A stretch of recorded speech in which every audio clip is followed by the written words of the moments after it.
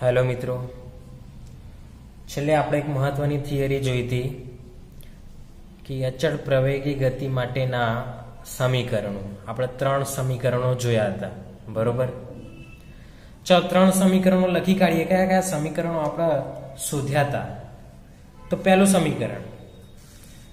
સમીકરણ કયું હતું? પ્રવેગ અને સમય વચ્ચેનો સંબંધ.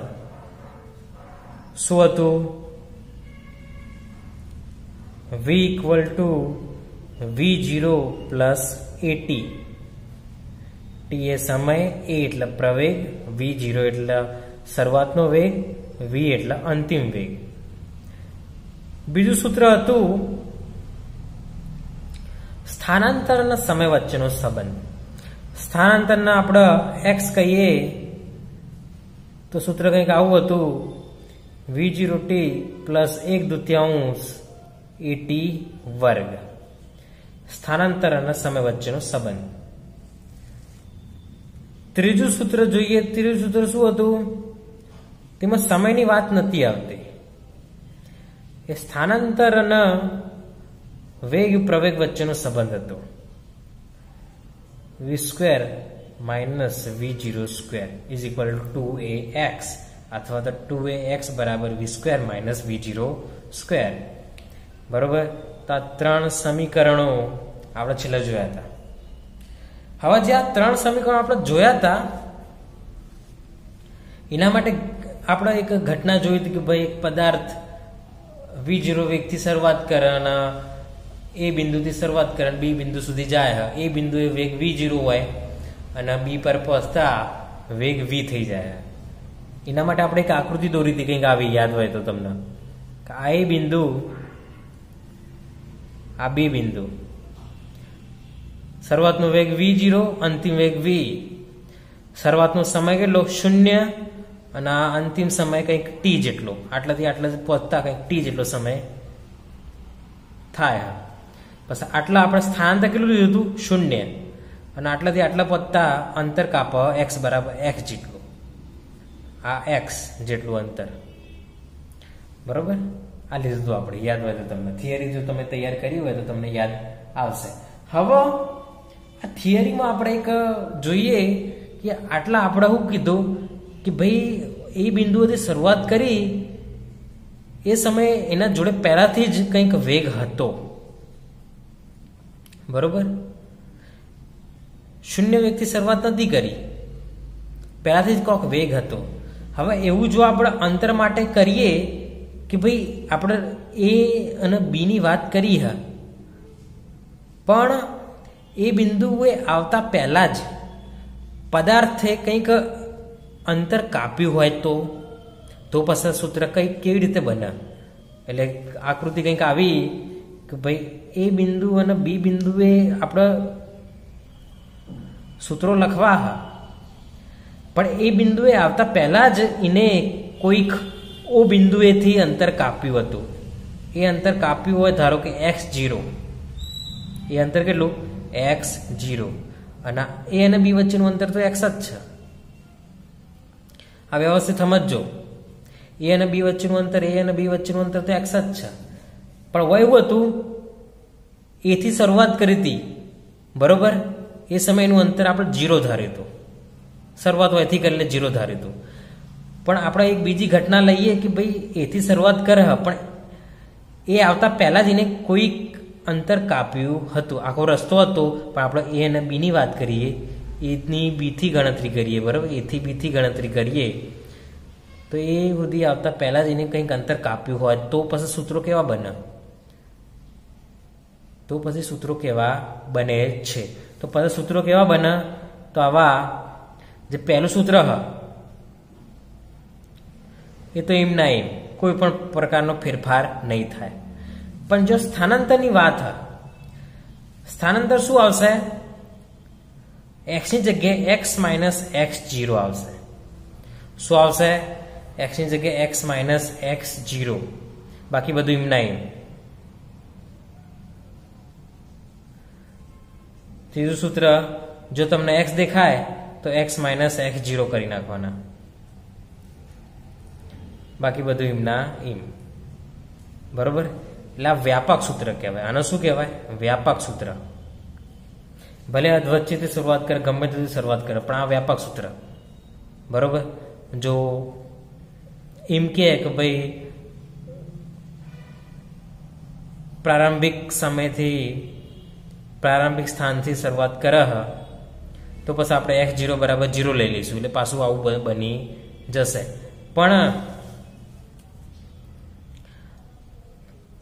પણ એવું કે પહેલાથી જ કંઈક અંતર કાપેલું હોય તો પછી આપણે આવા સૂત્રો લેવા પડે ધ્યાનમાં. ચલો, ખબર પડી ગઈ ને તમને કે આ પણ સૂત્રો સાચા, આ પણ સૂત્રો સાચા. પણ આ સૂત્રો શાના માટે કે 0 મીટરથી સ્ટાર્ટ કર્યું હોય તો 0 મીટરથી સ્ટાર્ટ કર્યું, આટલું કાપતા કાપતા x મીટર થયું, તો આ સૂત્ર. પણ જો પહેલાથી જ કોઈક અંતર કાપેલું હોય, મતલબ કે સંદર્ભ બિંદુ અલગ હોય સંદર્ભ બિંદુ એ પોતે, અહીં સંદર્ભ બિંદુ એ પોતે, ઓયથી જ ગણતરી કરવાની, ઓયથી જ બીનું સ્થાન ગણવાનું, ઓયથી એનું એ સ્થાન ગણવાનું. બરાબર. સંદર્ભ બિંદુ કયું? આ રહ્યું. સંદર્ભ બિંદુની વ્યાખ્યા આપણે જોઈ હતી, યાદ હતું પ્રકરણની શરૂઆતમાં, કે સંદર્ભ બિંદુ એટલે કે એવું બિંદુ કે જ્યાંથી અંતરની ગણતરી થાય. સંદર્ભ બિંદુ એટલે શું? જ્યાંથી અંતરની ગણતરી થાય એને સંદર્ભ બિંદુ કહેવાય. એટલે જો પ્રારંભિક સ્થાન એ પોતે જ સંદર્ભ બિંદુ હોય તો પછી આ સૂત્રો આવો. પણ આપણું પ્રારંભિક સ્થાન સંદર્ભ બિંદુ ના હોય, સંદર્ભ બિંદુ કોઈ અલગ હોય અને વયથી અંતર ગણવાના હોય, વયથી, તો પછી આપણે x ની જગ્યાએ x - x0 કરવા પડે. બરોબર. જ્યાં x0 શું હોય? જ્યાં x0 એ પ્રારંભિક સ્થાનાંતર અને x એટલે અંતિમ સ્થાનાંતર. બરોબર. પ્રારંભિક સ્થાનાંતર, અંતિમ સ્થાનાંતર. ખબર પડી ગઈ? x0 શું? પ્રારંભિક, એટલે પહેલાથી જ કંઈક સ્થાનાંતર હતું. આ તો પછી એને x જેટલું સ્થાનાંતર કર્યું, પહેલાથી કંઈક સ્થાનાંતર હતું. એટલે આવી કોઈ સિચ્યુએશન હોય તો પછી આ સૂત્રો આવે. પણ મોટા ભાગે આપણે આર્યા 3 સૂત્રો યાદ રાખીશું, આર્યા જે 3. બરોબર. આ તો વ્યાપક સૂત્રો. x0 શું હોય? પ્રારંભિક સ્થાનાંતર અને x એ અંતિમ સ્થાનાંતર. બરોબર. ખબર પડી ગઈ? હવે આપણે આગળ જોઈએ. આ સૂત્રો તમને ખબર પડી ગયા હશે. બરોબર. હવે આપણા એક મહત્વની થિયરી જોઈએ, આઈએમપી થિયરી, મહત્વની, જે પરીક્ષામાં ઘણી વખતે પૂછાઈ ગયા. વાસ્તવમાં થિયરી નહીં, એક દાખલો છે. ઉદાહરણ 3.3. ઉદાહરણ કયું? 3.3. આઈએમપી દાખલો અથવા થિયરી સ્વરૂપે પૂછાઈ ગયા, અથવા તો દાખલા સ્વરૂપે પણ ઘણી વખતે પૂછાય. હવે 3.3 વાસ્તવમાં શું હ? તો વાસ્તવમાં આપણે જે અચળ પ્રવેગી ગતિના સમીકરણ મેળવ્યા હતા,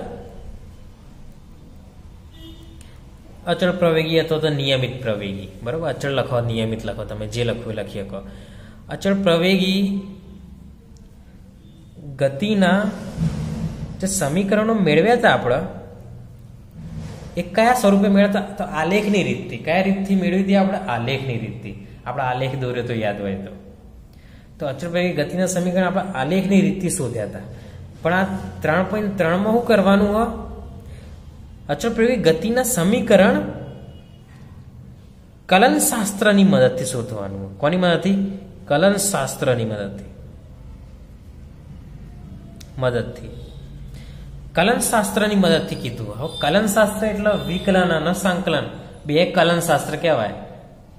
વિકલન, સંકલન બંનેમાં કલન આવે શબ્દ. એટલે આ કલનશાસ્ત્ર એટલે વિકલન અને સંકલનનો ઉપયોગ કરીને શોધવાનું. ખબર પડી ગઈ? એટલે કોઈ દાખલામાં તમને એમ કે ભાઈ કલનશાસ્ત્રનો ઉપયોગ કરીને શોધો, તો સમજી જવાનું કે વિકલન અને સંકલન કરવાનું હશે. એટલે આપણે આ દાખલામાં એવું જ કીધું, ભાઈ અચળ પ્રવેગી ગતિના સમીકરણો કલનશાસ્ત્રની મદદથી શોધો. બરોબર. આપણે અગાઉ જે શોધ્યું હતું એ આલેખની રીતથી શોધ્યું હતું, આલેખની રીત. જ્યારે કલનશાસ્ત્રની રીતથી શોધવાનું. એટલે બે પૂછાય.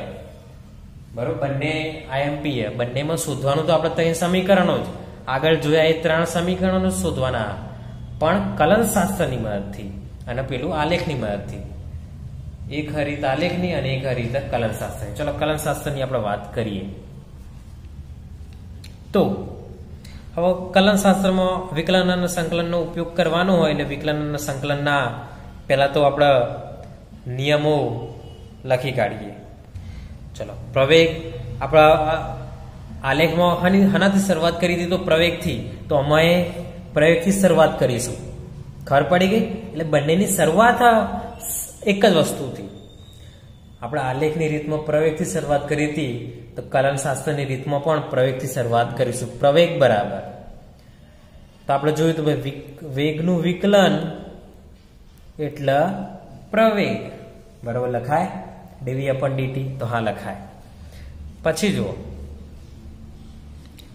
હવે હું શું કરું, આ dt ના આ બાજુ ગુણી દઉં, એટલે a × dt બરાબર dv લખાય? તો હા લખાય. બરાબર, આ ગુણી નાખ્યા. ભાગાકારમાં હતા બરાબર ને પેલી બાદ લઈ જાય તો ગુણાકારમાં આવી ગયા. બરોબર, આ t. હવે બંને બાજુ આપણે સંકલન કરી નાખીએ. બંને બાજુ કરીએ આપણે સંકલન. આ બાજુ સંકલન કરો તો આ બાજુ પણ કરવું પડે. તો હવે બંને બાજુ સંકલન કરતા, હવે સંકલન કરતા એટલે સંકલન નિશાની આવી જાય. તો સંકલન નિશાની આવી જશે આ રીતે. ચલો આવી ગઈ. હવે સંકલન એટલે એક પ્રકારનો સરવાળો. મેં તમને કીધું હતું સંકલન એટલે શું? એક પ્રકારનો સરવાળો. બરાબર. હવે સરવાળો કેટલા સુધી કરવાનો, એટલે લિમિટ તો હોય. હું સંકલન ચલાવતી વખતે પણ મેં તમને કીધું હતું કે લિમિટ હોય. આટલા જ્યાંથી શરૂઆત કરવાની હોય અને આટલા જ્યાં સુધી કરવાનું હોય સરવાળો, એ લિમિટ હોય. બરાબર, કારણ કે સરવાળો કરવો હોય તો કેટલા હદ સુધી કરવાની લિમિટ તો હોય ને, તો લિમિટ હોય. તો આપણે આટલી લિમિટ મેળવી પડે. આટલા શું મેળવી પડે? લિમિટ મેળવી પડે. ચલો આ બાજુ જો, આ રહ્યું. આ કોની સાપેક્ષે સંકલન હતો? સમયની સાપેક્ષે. ખબર પડી? આ કોની સાપેક્ષે સંકલન હતો? સમયની સાપેક્ષે. કારણ કે dt આવે તો હવે આપણે લિમિટ કોની મેળવી પડે? સમયની. તો સમય તો આપણે ખબર છે કે ભાઈ શરૂઆતનો સમય 0 અને અંતિમ સમય t આપણે લેતા હતા. આપણે પેલી ઘટના યાદ કરો, જ્યારે આલેખની રીત ગણતા હતા તો પેલી ઘટના યાદ કરી હતી, ખબર હોય તો. હમણાં હાલત જોઈએ આપણે. આ રહી ઘટના, આ રીતે ઘટના જોઈએ રે. શરૂઆતનો સમય t0, અંતિમ સમય t. એટલે લિમિટ કઈ થઈ? આ અને આ હોય થઈને હોય આટલાથી આટલા સુધી લિમિટ થઈ ગઈ. ચલો આવી ગયું. ચલો મેલી દીધું મેં. હવે આ વેગની સાપેક્ષે સંકલન, તો વેગની લિમિટ મેળવી પડે. તો પ્રારંભિક વેગ કેટલો હતો? v0. અંતિમ વેગ કેટલો? v. v0 થી v સુધી. v0 થી આ દેખાય છે તમને? v0 થી v સુધી. બરાબર, એટલે લિમિટ મેં લખી કાઢી. એટલે લિમિટ આપણે મેળવી પડે. ઘણામાં લિમિટ હોતી નથી, પણ આપણે અહીં લિમિટ છે. બરોબર, ઘણા એવા દાખલાઓ હશે આપણા જે અગાઉના દાખલા ગણ્યા તેમાં લિમિટ નથી, પણ ઘણા એવા દાખલાઓ હોય જેમાં લિમિટ હોય છે. બરાબર, અને આપણે જે આ હોય એમાં લિમિટ કારણ કે શરૂઆત અંત એટલે સમજી જ લેવાનું લિમિટ હોય.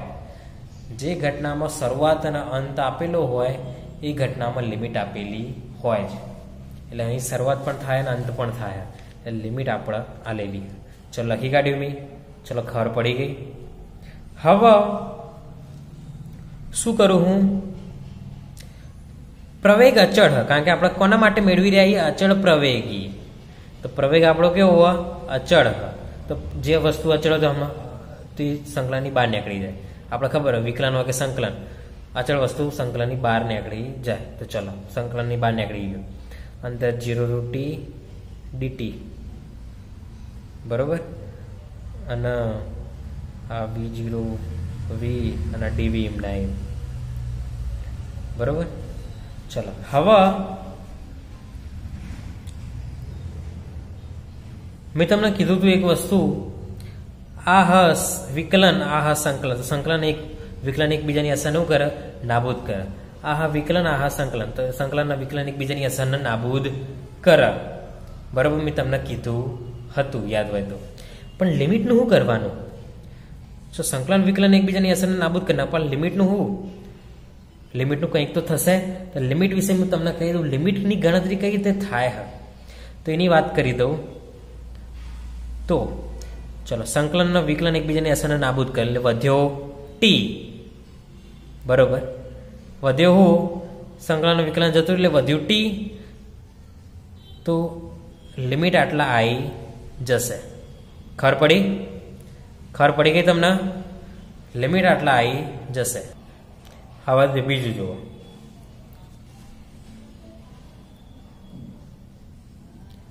અહીંયા પણ એવું, સંકલન વિકલન એકબીજાને અસરને નાબૂદ કરે એટલે વધ્યો વી, પણ લિમિટનું શું? તો લિમિટ આટલા આવી જશે.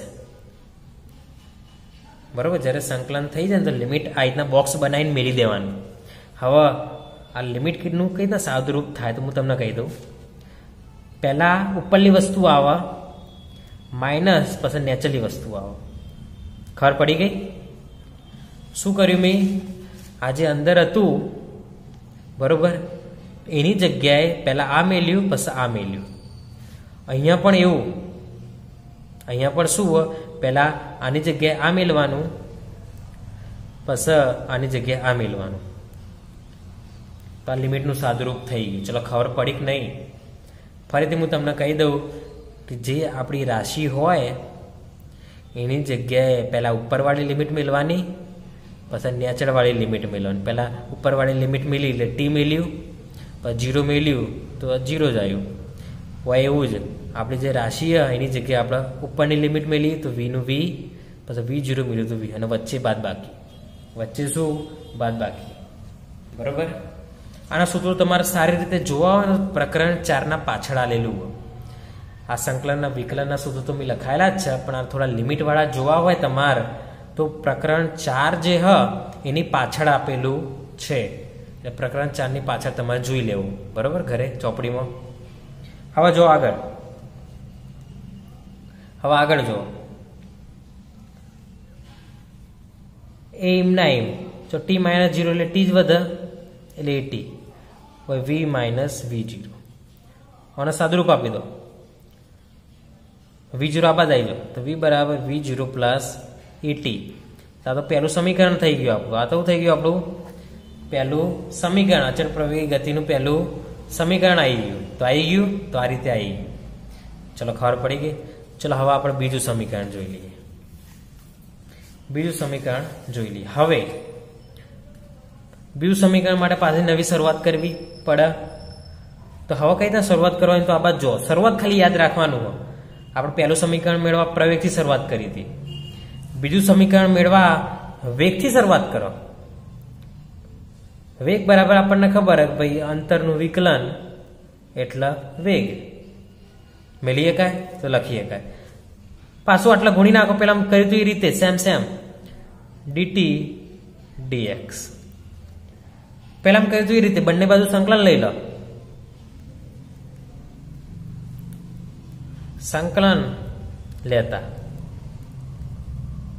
સંકલન લઈ લો તો v dt એમના એમ અને આ સંકલન dx. ચલો, લિમિટ में લઈ લો. લિમિટ ચલો કોની સાપેક્ષ છે? સમયની સાપેક્ષ છે. ભલે v રહ્યો પણ સમયની સાપેક્ષ છે તો એ લિમિટ સમયની આવશે. સમયની લિમિટ કઈ? 0 થી t સુધી. હવે dx એટલે અંતરની સાપેક્ષ. અંતર કેટલું? અંતર કેટલું? તો આપણે પેલું આપણે જે બીજું લીધું હતું એમાં x0 થી x લઈશું. આપણે ખબર પડી 0 to x લઈએ કાંઈ, પણ આપણે પેલું વ્યાપક સૂત્ર લાવવું હોય એટલે x0 થી x લઈશું. ખબર પડી? આપણે આમ તો 0 to x લઈએ કાંઈ તો એ આવી જાય જવાબ, પણ આપણે વ્યાપક સૂત્ર લાવવું હોય તો x0 થી x લીધું મેં. બરોબર, ચલો હવે સાદુરૂપ આપી દેવાનું. બસ બીજું કોઈ કરવાનું નહીં. સાદુરૂપ આપી દો. સાદુરૂપ આપી દો. હવે એક બીજું એક થાય કે વેગ અચળ નહીં, વેગ તો બદલાય. તો વેગને હું કોમન ના લઈ શકું. વેગને હું કોમન લઈ શકું નહીં. તો શું કરે હું? તો આપણે શું કરીશું? તો વેગનું સૂત્ર આપણે મેળવી દઈશું સરળતા માટે. વેગનું સૂત્ર v equal to v0 plus AT પહેલું સૂત્ર હતું ને, પહેલું સૂત્ર આ રહ્યું જે આપણે હાલ જ મેળવ્યું, v બરાબર v0 પ્લસ એટી. બસ આ સૂત્ર મિલતો આટલા v0 પ્લસ એટી મિલ દીધું મેં, આ ડીટી એમના એમ, અને આ સંકલનમાં x0 થી x dx. હવે જુઓ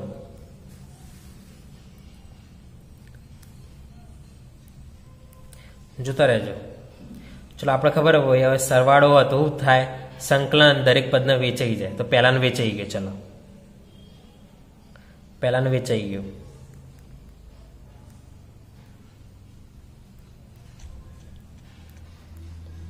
બીજાને વેચાઈ ગયું,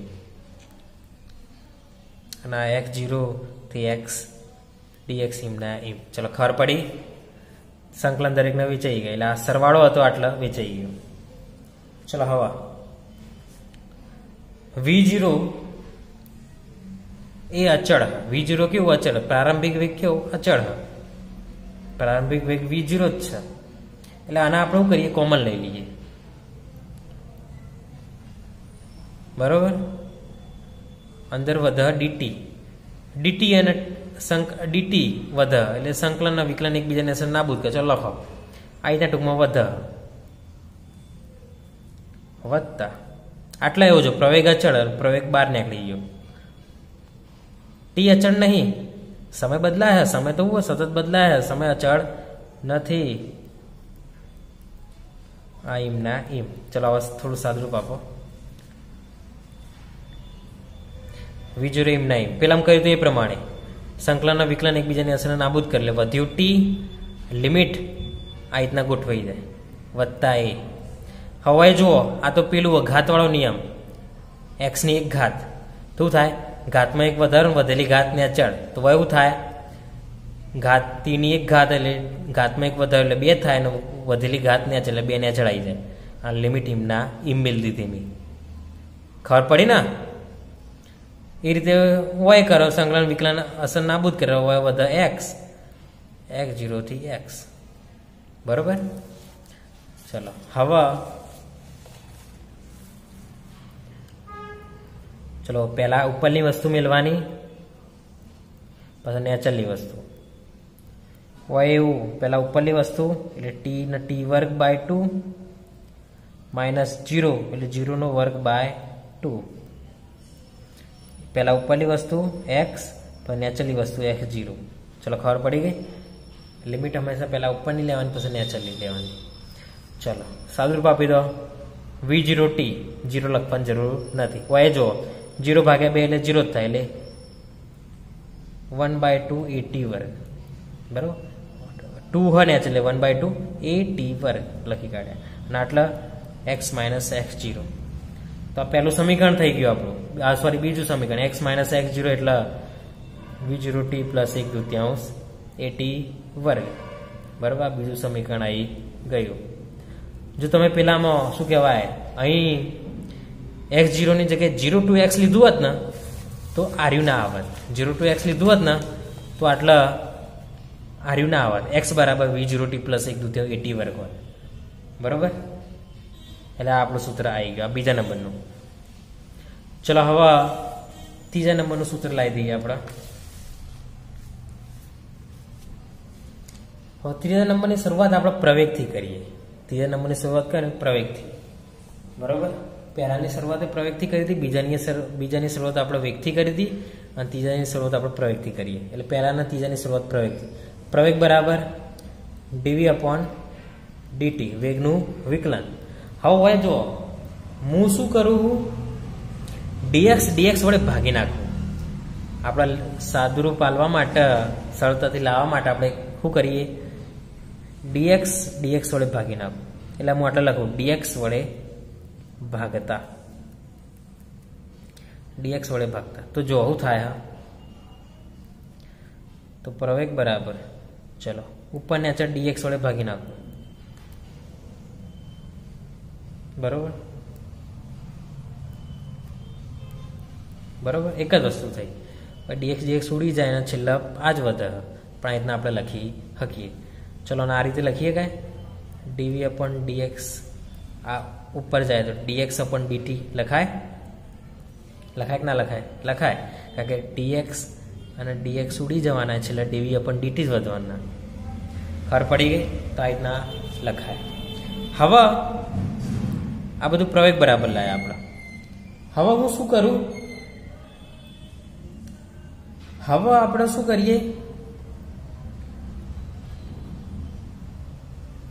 dv अपन dx अपन dt એટલે v dx अपन dt એટલે v એટલે હું આ v લખી કાઢું અને dv अपन dx ઇમના ઇમ ખબર પડી મેં શું કર્યું આ dx अपन dt હતા એને v કરી નાખ્યા અને dv अपन dx ઇમના ઇમ હવે આ જે dx હું પેલી બાજુ લઈ જાઉં આ dx શું કરું પેલી બાજુ લઈ જાઉં તો શું થાય a dx ઇમના ઇમ v dv થઈ ગયું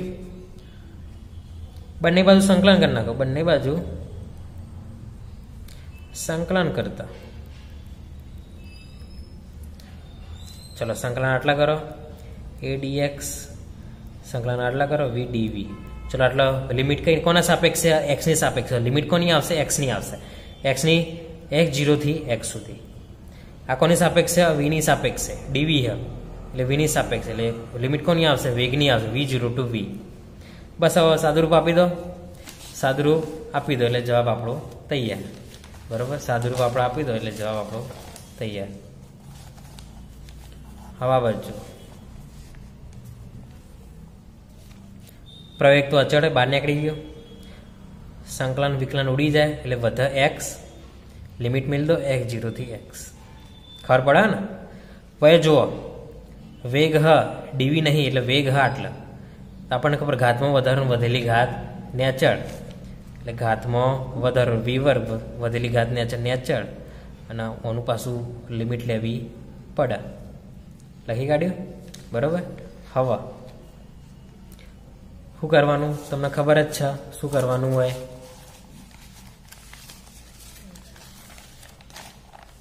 પહેલા ઉપરની વસ્તુ પછી નેચરની વસ્તુ પહેલા ઉપરની વસ્તુ પછી નેચરની વસ્તુ અને વચ્ચે બાદબાકી થઈ ગયું બરોબર હવે શું કરો વયથી 2 અને વયથી 2 કોમન લઈને પેલી બાજુ ગુણી નાખો એટલે 2a x - x0 v² - v0 વર્ગ તો આ થઈ ગયું આપણું ત્રીજું સમીકરણ આવું આવ્યું આપણું ત્રીજું ખબર પડી ને વયથી 2 ઓમાય 2 અને ઓમાય 2 એટલે 2 કોમન લઈને પેલી બાજુ ગુણો તો થઈ જાય ગુણાકારમાં આવી જાય આટલા ભાગાકારમાં હતો આટલા ગુણાકારમાં આવી જાય પેલી બાજુ લઈ જતો એ બાજુ આટલા v² - v0 વર્ગ હતો એટલે આપણું આ ત્રીજું સમીકરણ આવી ગયું ચલો ખબર પડી ગઈ ફરીથી જોઈ લઈએ આપણે શું શું કર્યું તો ફરીથી ત્રણ સમીકરણો આવ્યા બરોબર હવે જે આપણે અગાઉના સમીકરણો જોયા હતા a થી b એટલે ઉદ્ગમ બિંદુએ આ હતું મતલબ સંદર્ભ બિંદુએ આ હતું અને અહીંથી આપણે શરૂઆત કરી હતી પણ આવું કંઈક હોય સંદર્ભ બિંદુ અલગ હોય શરૂઆત કરી આપણે એથી પણ સંદર્ભ બિંદુ અલગ હોય તો આપણે શું કરવું પડે કે સંદર્ભ બિંદુથી એ પ્રારંભિક સ્થાન વચ્ચેનું અંતર પણ ધ્યાનમાં લેવું પડે તો પછી સમીકરણ શું થાય તો આવા ત્રણ સમીકરણો બને જો x0 પ્રારંભિક સ્થાન અંતર એટલે આ બે વચ્ચેનું અંતર મતલબ સંદર્ભ બિંદુથી પ્રારંભિક સ્થાન વચ્ચેનું અંતર એટલે પ્રારંભિક સ્થાન અંતર પછી અંતિમ તો થવાનું જ છે બરાબર હવે આપણે શરૂઆત કઈ રીતના કરી હતી શરૂઆત અચળ પ્રવેગી ગતિના કલનશાસ્ત્રની રીતની મદદથી તો પ્રવેગનો ઉપયોગ કરવાનો આપણે આલેખમાં શરૂઆત પ્રવેગથી કરી હતી અમે પ્રવેગથી પ્રવેગ dt પેલી બાજુ ગુણ્યો સંકલન લીધું લિમિટ લેવી પડે કારણ કે શરૂઆત પણ હ અંત પણ હ જે વસ્તુમાં શરૂઆત અને અંત બંને હોય એમાં લિમિટ લેવી પડે તો આ રીતે લિમિટ લઈ લીધી સાદુરૂપ આપ્યું હવે લિમિટ કઈ રીતના થાય પહેલાં ઉપરની લિમિટ આવે રાશિની જગ્યાએ પછી નેચરની લિમિટ આવે બરાબર તો આ રીતે કરી તો પહેલું સૂત્ર આવી ગયું પછી બીજું આપણે શું કર્યું વેગથી શરૂઆત કરી વેગનો dx / dt હતું પહેલાં આમ કર્યું તો એ રીતે બંને બાજુ સંકલન લીધું બરાબર હવે ખાલી આપણે એક વસ્તુ કરી હોય વીની જગ્યાએ આવું સૂત્ર મેળવી દીધું જે પહેલા સમીકરણ પરથી લાયા હતા બસ સાદુરૂપ આપ્યું અને છેલ્લો જવાબ આવી ગયો ત્રીજામાં આપણે પાછા પ્રવેગની વાત કરી પણ હોય આપણે dv / dt ની જગ્યાએ આવા બે ભાગ પાડી નાખ્યા આવા બે ભાગ ડીવી અપન ડીએક્સ અને ડીએક્સ અપન ડીટી, કારણ કે ડીએક્સ અને ડીએક્સ ઉડી જાય છેલ્લે ડીવી અપન ડીટી જ વધે. બરાબર. હવે ડીએક્સ અપન ડીટી એટલે ડીવી વેગ થાય એટલે વેગ મેળવી લીધો અને ડીવી અપન ડીએક્સ એમને ડીએક્સ પેલ બાજુ ગુણી દીધો, પછી સાદું રૂપ આપ્યું, સંકલન જ કર્યું અને છેલ્લા આપણે જવાબ આવી ગયો. ચલો ખબર પડી ગઈ હશે તમને. બરાબર. એટલે આ રીતે પણ પૂછાઈએ કે એટલે આ થિયરી બે રીતે પૂછાય, કાં તો આલેખની રીતની મદદથી કાં તો કલનશાસ્ત્રની રીતની મદદથી શોધો અચળ પ્રાયોગિક ગતિના સમીકરણો. આ રીતે પૂછાય તો આ થિયરી તમારે યાદ રાખવાની. બરાબર. સારું.